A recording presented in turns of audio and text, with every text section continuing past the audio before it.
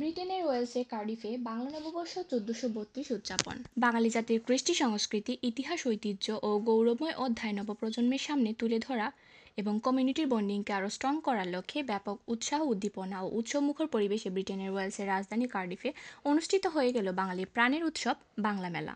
বাংলা নববর্ষ ১৪৩২ উদযাপন উপলক্ষে গত ২০ এপ্রিল দিনব্যাপী আয়োজনে বিভিন্ন শহর থেকে আগত প্রবাসীরা উপস্থিত থেকে অনুষ্ঠানকে প্রাণবন্ত করে তোলে। মেলায় ছিল দেশি খাবার, কাপড়, আসবাবপত্র সহ বিভিন্ন পণ্যের সমাহার।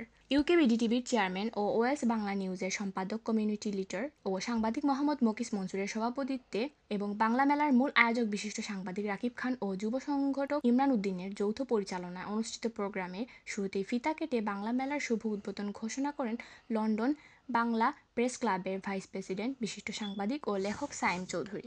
বিশেষ অতিথি হিসাবে কার্ডিফ কাউন্টি কাউন্সিলের সাবেক lord mayor councillor doctor Bablin Mallick, সাবেক deputy lord mayor councillor Ali Ahmed, মুক্তিযোদ্ধা আব্দুল হান্নান, বিকেডি ডিরেক্টর নাজমুল হুসাইন, যুব সংগঠক সেলিম আহমদ, সামিউল ইসলাম, আবুল কালাম মুমিন, ইউসুফ খান জিমি, মুজিবুর রহমান মুজিব, ইব্রাহিম শুভন, সাব্বির হোসেন, বদরুল হক মনসুর, মাহবুব রহমান ও কামাল আহমদ বক্তব্য রাখেন। আমন্ত্রিত অতিথিরা এই সুন্দর আয়োজনের জন্য আয়োজক প্রতিষ্ঠান বিকিটি ও হুডেক লিমিটেড এবং ওয়েলস বাংলা ইউথ সোসাইটিকে আন্তরিক ধন্যবাদ জানিয়ে জাতীয় ঐক্য, সংস্কৃতি ও বাঙালির পরিচয়ের প্রতীক বাংলা মেলা প্রতি বছর আয়োজনের জন্য অনুরোধ জানান। বাংলাদেশের একটা নববর্ষ থেকে ভালো লাগতেছে সবাইকে দেখে এবং বাংলাদেশের ঐতিহ্য কার্ডিফে নিয়ে আসার জন্য যারা এই প্রোগ্রামের পিছনে যারা ছিলেন ওদেরকে অসংখ্য ধন্যবাদ।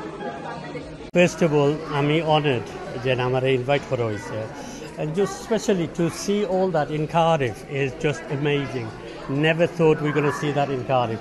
যারা নেক্সট জেনারেশন আছে তাদেরকে আমাদের এই কালচার বা আমাদের যে পণ্য যেগুলো আছে সেগুলো তাদের সাথে পরিচিত করে দেওয়ার জন্য আমাদের এই চেষ্টা। ইনশাআল্লাহ মেলা আমি এসে খুবই আনন্দিত হয়েছি, খুবই প্রাণবন্ত হয়েছে, প্রচুর লোকের সমাগম হয়েছে। এজন্য আপনাদের উদ্যোক্তাদেরকে আবারও আমার হৃদয় থেকে, অন্তরের অন্তঃস্থল থেকে আপনাদেরকে ধন্যবাদ জানাচ্ছি। এবং যারা প্রকৃত অর্থে বাংলায় কিছু কিছু একান্ত ঐতিহ্য আছে, বাংলার নিজস্ব কিছু জিনিস আছে। আজকে এই মেলায় যে বেতের তৈরি, মাটির তৈরি জিনিসগুলো দেখতে পেলাম, তার বিশাল সমাহার দেখতে পেলাম। আমার মনে হচ্ছে এভাবেই আমরা আসলে বাংলার ঐতিহ্যকে প্রবাসের মুখে দিতে পারি। মেলার যারা আয়োজন করেছেন তাদের প্রতি বিশেষ কৃতজ্ঞতা। এই যে